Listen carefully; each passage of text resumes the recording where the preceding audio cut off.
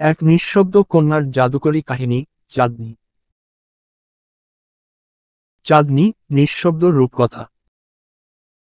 সবুজ বাংলার এক ছোট্ট গ্রাম। এখানেই জন্ম নীল এক জাদুকরী গল্প। গ্রামের কোলে জন্ম নীল এক কন্যা শিশু। তার নাম রাখা হল চাঁদনী।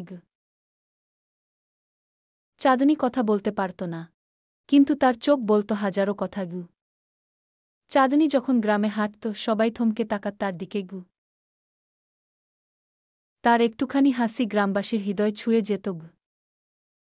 গ্রামের শিশুরা সবসময় তার হাত ধরে খেলত, যেন সে তাদের নায়িকা।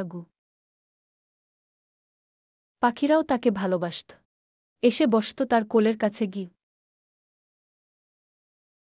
এদিকে প্রাসাদে দুঃসংবাদ। অসুস্থ হল রাজকন্যা।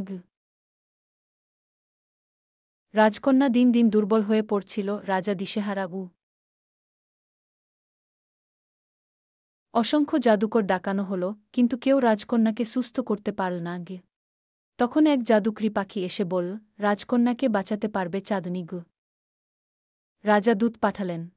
চাঁদনীকে ডাকা হল প্রাসাদে। চাঁদনী প্রাসাদের সুবর্ণ দরজা পেরিয়ে প্রবেশ করল। চাঁদনী আর রাজকন্যার চোখে চোখ পড়ল। জ্বলজ্বল করে উঠল আশার আলো। চাঁদনী রাজকন্যাকে আলিঙ্গন করতে ভেসে উঠল সোনালি আলো। অলৌকিকভাবে রাজকন্যা সুস্থ হয়ে দাঁড়িয়ে গেল। কৃতজ্ঞতায় রাজা চাঁদনীকে বুকে জড়িয়ে ধরলেন।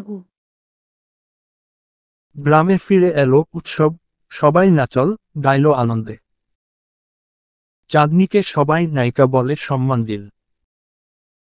পূর্ণিমার রাতে নদীর ধারে দাঁড়িয়ে রইল চাঁদনী, তার গল্প হয়ে গেল রূপকথার আলো।